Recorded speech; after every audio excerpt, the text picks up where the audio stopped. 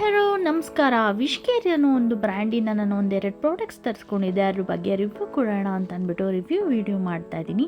So first product ಬಂದು Wishcare SPF 50 sunscreen body lotion. ಇದು ಫೇಸ್ಗೂ ಕೂಡ ಅಪ್ಲೈ ಮಾಡ್ಬೋದು, but mainly for body lotion. ಇದು no white cast and 200 ml. ಇದು ವೈಟ್ ಕಾಸ್ಟ್ ಬಿಡಲ್ಲ, ಸೊ ಅದು ನಂಗೆ ತುಂಬ ಇಷ್ಟ ಆಗುತ್ತೆ ಆ್ಯಂಡ್ ತಿಕ್ಕ ಕೂಡ ಇದೆ.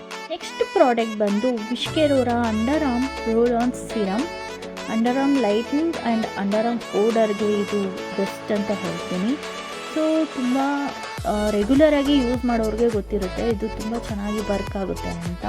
ಆ್ಯಂಡ್ ಇದು 50 ml ಇದೆ. ಓಡರ್ ಕಂಟ್ರೋಲ್ ಕೂಡ ಇದೆ. ಸೊ ದ ಬೆಸ್ಟ್ ಅಂತ ಹೇಳ್ತೀನಿ. ಪ್ರತಿ ಸರ್ತಿ ಅಪ್ಲೈ ಮಾಡಬೇಕಾದಾಗೂ ನಾವು 1-2 ಟೈಮ್ಸ್ ಶೇಕ್ ಮಾಡಿ ಅಪ್ಲೈ ಮಾಡಬೇಕು. ಸೊ ಇದು ಬಂದು ನನಗೆ 299 ರುಪೀಸ್ಗೆ ಸಿಕ್ತು.